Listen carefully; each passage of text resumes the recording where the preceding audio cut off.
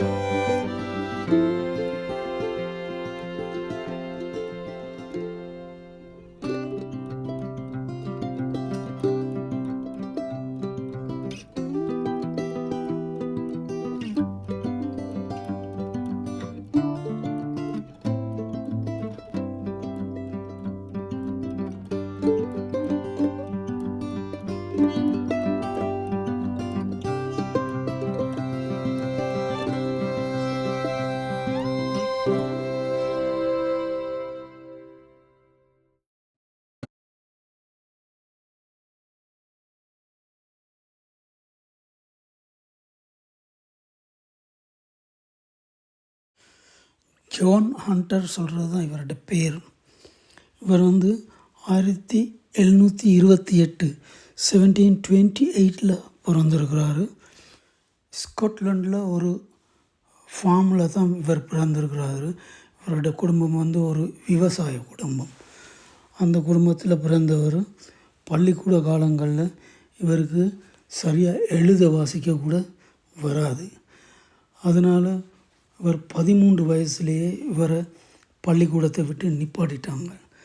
ஆனால் பள்ளிக்கூடத்தை விட்டு வெளியே வந்தவர் சும்மா இருக்கையில் தனக்குத்தானே அவர் கேள்விகளை கேட்டுக்கிட்டு அதுக்கு பதிலும் அவரே தேடி பிடிச்சி எழுதி ரெக்கார்ட் பண்ணி வச்சிருக்கிறாரு. சின்ன பூச்சியிலிருந்து பெரிய எருமை, முதலை, காண்டாமிருகம், யானை, இந்த மாதிரி பெரிய மிருகங்கள் வரைக்கும் எப்படி பிறக்குது, எப்படி வாழுது, எப்படி சாகுது, அது உயிர் வாழ்கிற காலத்தில் அது எப்படி வாழுது, சகல விஷயங்களும் அறிஞ்சு அதை எழுதி வச்சிருக்கிறாரு. எழுதி வச்சது மட்டுமில்லை, அதுகள் பிறக்கிற மாதிரி இப்போ நீங்கள் பார்க்குற சகல ஐட்டங்களும் அவர் தேடி சேர்த்து வச்ச சாமானங்கள் தான். இதில் அவர் 14,000க்கு மேற்பட்ட பொருட்களை சேர்த்து வச்சுட்டு போயிருக்கிறாரு.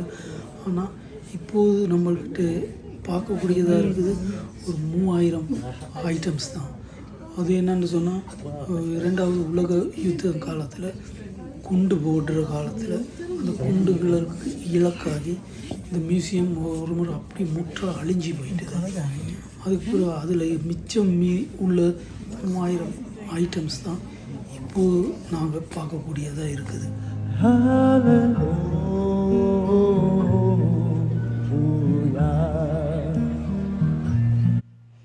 மியூசியம் பார்த்துட்டு வெளியே வந்தால் இருட்டாயிட்டுது. ஒருத்தர் நல்ல ஒரு பாட்டு படித்து கொண்டிருக்கிறாரு, கேட்டு பாருங்கள். அவர் வந்து ப்ரொஃபஷனல் இல்லை, அவர் வந்து ஸ்ட்ரீட் சிங்கர், அருமையாக பாடுறாரு.